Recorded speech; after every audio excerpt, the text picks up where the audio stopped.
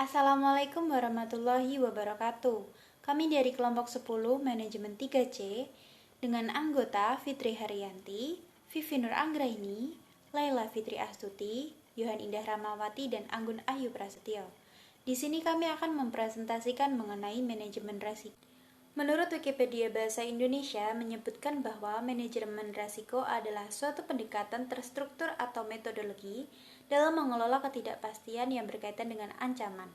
Suatu rangkaian aktivitas manusia termasuk penilaian risiko, pengembangan strategi untuk mengelolanya dan mitigasi risiko dengan menggunakan pemberdayaan atau pengelolaan sumber daya.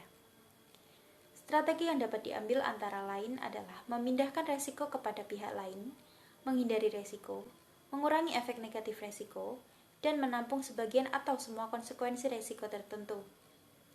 Manajemen risiko tradisional berfokus pada risiko-risiko yang timbul oleh penyebab fisik atau legal, seperti bencana alam atau kebakaran, kematian, dan tuntutan hukum.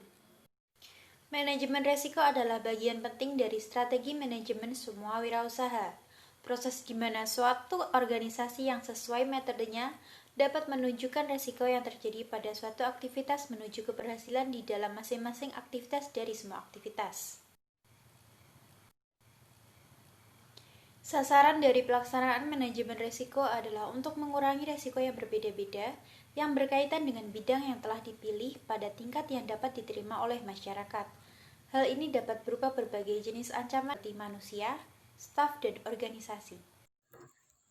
Yang selanjutnya adalah kategori. Risiko dapat dibagi menjadi dua kelompok, yakni yang pertama risiko non-sistematis, yakni risiko yang dapat dihilangkan atau dikurangi melalui suatu diversifikasi atau tindakan pencegahan dan penanggulangan risiko. Yang kedua, risiko sistematis, risiko yang tidak dapat dihilangkan atau dikurangi melalui diversifikasi, biasanya berhubungan dengan pasar atau kejadiannya dapat secara sistematis akan mempengaruhi posisi pasar.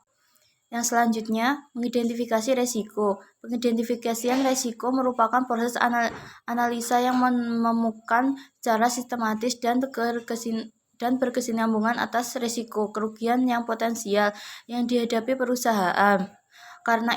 Oleh karena itu, diperlukan checklist untuk pendekatan yang sistematis dalam menentukan kerugian potensial.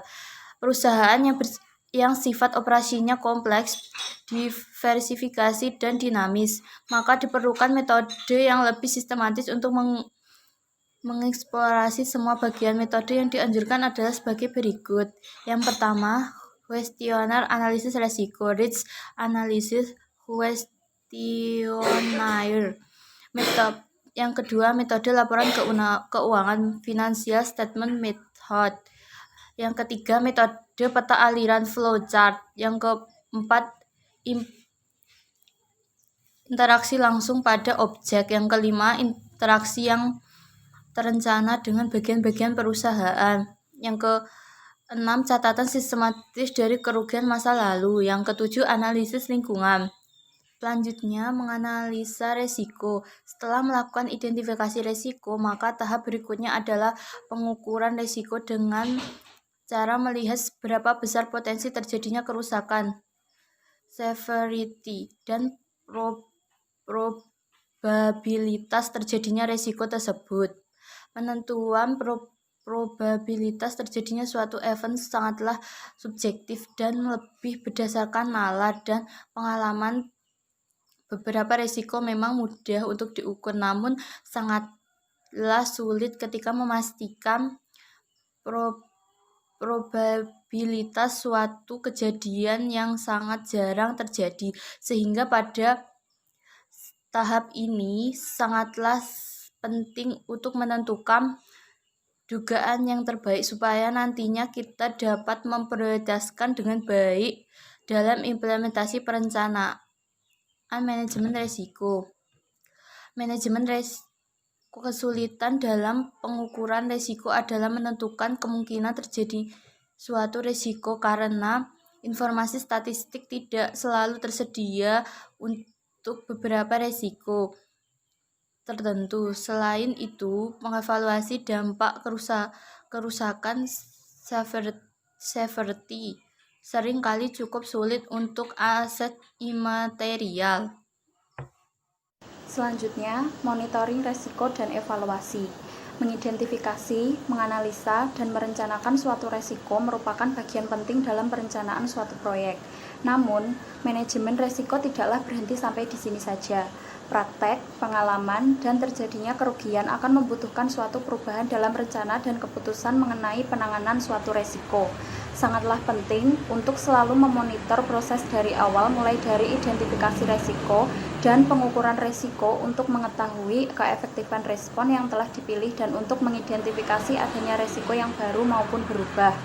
Sehingga ketika suatu resiko terjadi, maka respon yang dipilih akan sesuai dan diimplementasikan secara efektif. Selanjutnya yaitu konsep resiko. Resiko berhubungan dengan ketidakpastian ini terjadi oleh karena kurang atau tidak tersedianya cukup informasi tentang apa yang akan terjadi. Sesuatu yang tidak pasti dapat berakibat menguntungkan atau merugikan. Istilah resiko memiliki beberapa definisi. Resiko dikaitkan dengan kemungkinan kejadian atau keadaan yang dapat mengancam pencapaian tujuan dan sasaran organisasi. Dengan mengamati langsung jalannya operasi, bekerjanya mesin, peralatan, lingkungan kerja, kebiasaan pegawai, dan seterusnya, manajer resiko dapat mempelajari kemungkinan tentang hazard.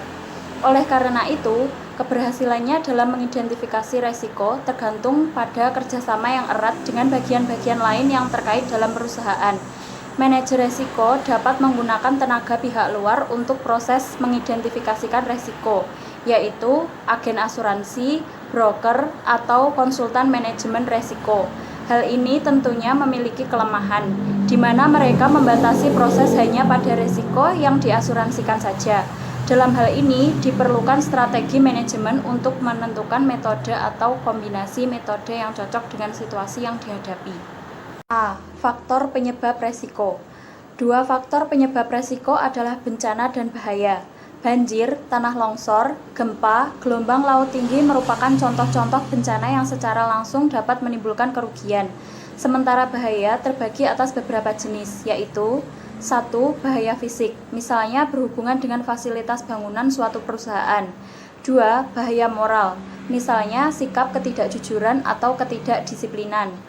3. Bahaya moral atau moral hazard, misalnya sikap yang tidak hati-hati ataupun kurangnya perhatian dari pihak-pihak terkait dalam suatu perusahaan. Yang keempat yaitu bahaya karena hukum atau peraturan, misalnya akibat mengabaikan undang-undang atau peraturan yang telah ditetapkan. B. Sumber penyebab resiko. Sumber resiko dapat diklasifikasikan menjadi beberapa jenis, yaitu 1. Resiko sosial. Resiko ini berasal dari masyarakat, artinya tindakan orang-orang menciptakan penyimpangan yang dapat merugikan, misalnya pencurian, huru-hara, peperangan. Yang kedua, resiko fisik, berasal dari fenomena alam dan sebagian tingkah laku manusia. Kebakaran adalah penyebab utama cedera fisik, kematian maupun kerusakan harta. Yang ketiga, resiko ekonomi, misalnya inflasi, resesi, fluktuasi, dan selanjutnya mengevaluasi resiko. Setelah resiko diukur, tingkat kemungkinan dan dampaknya, maka disusunlah urutan prioritas resiko, mulai dari resiko dengan tingkat resiko tertinggi sampai dengan resiko terendah. Resiko yang tidak termasuk dalam resiko yang dapat diterima atau ditoleransi merupakan resiko yang menjadi prioritas untuk segera ditangani. Setelah diketahui besarnya tingkat resiko dan prioritas resiko, maka perlu disusun peta resiko. Selanjutnya, menangani resiko. Resiko yang tidak dapat diterima atau ditoleransi segera dibuatkan rencana tindakan untuk meminimalisir kemungkinan dampak terjadinya resiko dan personel yang bertanggung jawab untuk melaksanakan rencana tindakan. Cara menangani resiko berupa memindahkan resiko melalui asuransi dan kontrak kerja kepada pihak ketiga. Mengurangi tingkat kemungkinan terjadinya resiko dengan cara menambah atau meningkatkan kecukupan pengendalian internal yang ada pada proses bisnis perusahaan, dan mengeksploitasi resiko bila tingkat resiko dinilai lebih rendah dibandingkan dengan peluang terjadinya peristiwa yang akan terjadi. Pemilihan cara menangani resiko dilakukan dengan mempertimbangkan biaya dan manfaat, yaitu biaya yang dikeluarkan untuk melaksanakan rencana tindakan lebih rendah daripada manfaat yang diperoleh dari pengurangan dampak kerugian resiko. Seluruh resiko yang diidentifikasi, dianalisis, dievaluasi, dan ditangani dimasukkan ke dalam register resiko yang memuat informasi mengenai nama resiko, uraian mengenai indikator resiko, faktor pencetus terjadinya peristiwa yang akan merugikan, dampak kerugian bila resiko terjadi. Pengendalian resiko yang ada, ukuran tingkat kemungkinan atau dampak terjadinya resiko. Setelah mempertimbangkan pengendalian yang ada dan rencana tindakan untuk meminimalisir tingkat kemungkinan atau dampak terjadinya resiko, serta personil yang bertanggung jawab. Selanjutnya, memantau resiko. Perubahan kondisi internal dan eksternal perusahaan menimbulkan resiko baru bagi perusahaan, mengubah tingkat kemungkinan atau dampak terjadinya resiko, dan cara penanganan resikonya.